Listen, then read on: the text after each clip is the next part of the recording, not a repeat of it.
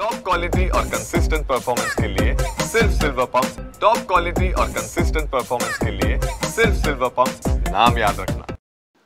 आपल्यासोबत DCP Lohit मतानी sir आहे। Sir, तुम्ही गुगलला, यूट्यूबला आणि भारत सरकारला लिहिलेलं आहे की जे व्हिडिओज आहे संशयास्पद ते हटवण्यात यावे।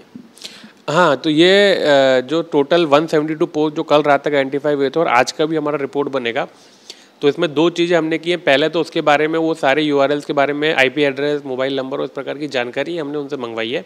दूसरा, जानकारी जैसे ही वो उनकी एकत्रित होती है तो उन सब पोस्ट को डिलीट करने के लिए भी हमने उनसे विनंती की है और उनमें से 40% पोस्ट अभी डिलीट हो भी गए हैं। और जैसे कि जो कल रात तक के पोस्ट थे वो 24 घंटे के अंदर अंदर डिलीट हो जाते हैं और ये जानकारी आने में जो मैक्सिमम 72 घंटे लगते हैं, तो वो उस प्रकार से जानकारी भी हमारे पास में आने वाली है। सर, एक माहिती आहे की बाहेरच्या विदेशातले काही अकाउंट्स बांगलादेश किंवा इतर त्या व्हिडिओजला प्रमोट केलं जातं हिंसा भडकवण्यासाठी, काय वास्तविकता आहे? नाही, आता ते आमची तपास चालू आहे आणि हे जे व्हिडिओज वगैरे आहे जे त्या दिवशीचे होते, लोकांनी त्यांच्या मोबाईलवर ते शूटिंग केलेली होती। काही अकाउंट्स काय करत आहे की त्यांना ते ग्लोरीफाय करत आहे, ते त्या सगळ्यावर आम्ही FIR करत आहे।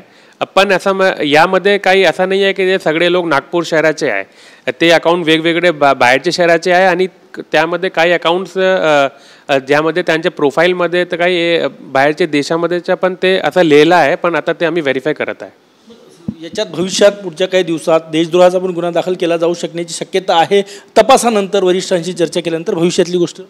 नाही, ते आम्ही व्हेरीफाय करतो आणि जर असा तसा अँगल यामध्ये जर निर्माण झाला तर ते आम्ही ॲड करू शकतो, पण ते जे तपास आहे ते ATS आहे आणि वेगवेगळे एजन्सी आहेत ते करणार आहे। सर, आणखी काही जे विस्फोटक मेसेजेस आहे त्याच्याबद्दल खबरदारी काय घेतली जाते की पुन्हा असा दंगा भडकू नये, स्प्रेड होऊ नये म्हणून? ते तर पब्लिसिटीचं काम आहे, कारण आहे की आता इथे तर सायबर पोल्युशनमध्ये आम्ही FIR दाखल करणार आहे आणि त्यांच्यावर अटक करणार आहे आणि कारवाई तपास करणार आहे।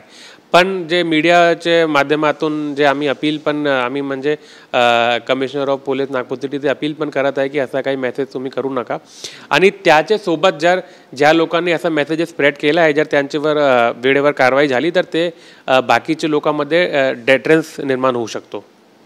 सर, कॅमेरामॅन साईसह गजानन उमाटे, TV9 मराठी, नागपूर।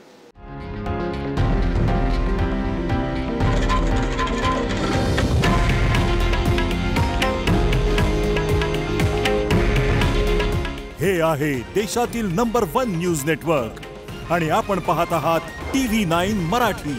काळजी तुमची, हित महाराष्ट्राचं।